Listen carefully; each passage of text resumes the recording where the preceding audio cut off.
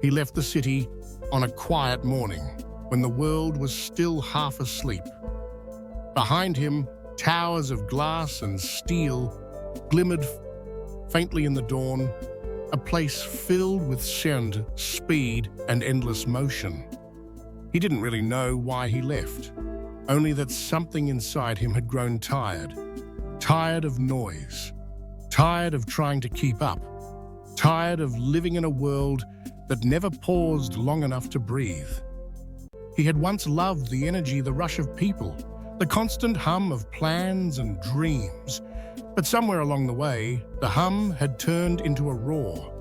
Every conversation felt like a competition. Every silence felt like failure. And so, one morning, he simply walked away. He wandered for days through roads lined with whispering pines, through valleys wrapped in mist. At night, he slept beneath 1,000 quiet stars, and for the first time in years, the sound of his own breath was enough. But the restlessness didn't leave him. Even in silence, his mind buzzed with echoes of the world he'd left behind, voices of comparison, memories of deadlines, the old hunger to be someone. One afternoon, after a long climb through the mountains, he found a lake. It lay hidden among cliffs, untouched, silver, still. The surface was so calm it looked like glass.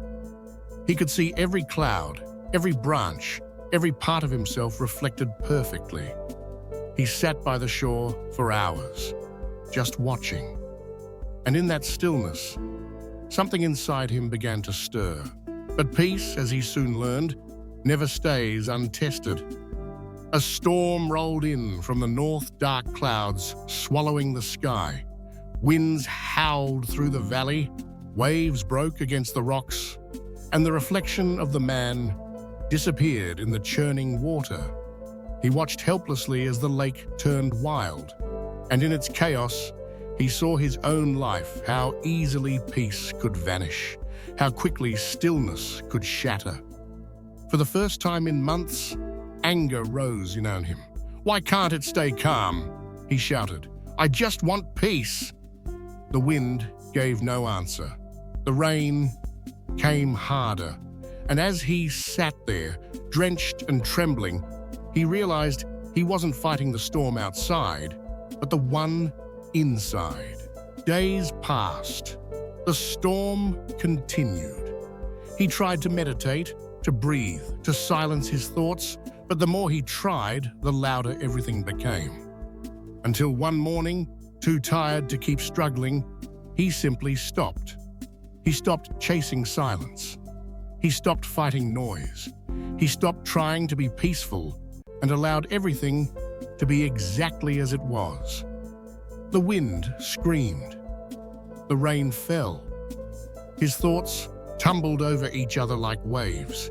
And yet, somewhere deep beneath it all, a faint stillness appeared. Not the perfect silence he had imagined, but a quiet acceptance, a sense that nothing needed fixing anymore. When the storm finally ended, he walked back to the lake. Its surface was calm again, but not the same as before. There was a new depth to it now, as if the water remembered the storm and still chose to rest. He knelt down, looked into his reflection, and whispered, "Peace isn't what happens when life is quiet, it's what happens when I stop trying to control the noise." The wind brushed gently across the lake, creating tiny ripples that shimmered like light. And for the first time, he didn't see them as imperfections. He saw them as life. He stayed by the lake for a few more days, listening to the birds, watching the sunrise, learning to be part of the stillness instead of trying to own it. Then, one morning, he began his walk back down the mountain. The city still waited, the noise, the lust, the lights, the chaos, but he no longer feared them. Because now, he carried the lake within him. And whenever the world grew too loud, he would simply close his eyes, and return to that quiet place where storms may come and go, but the water beneath remains still.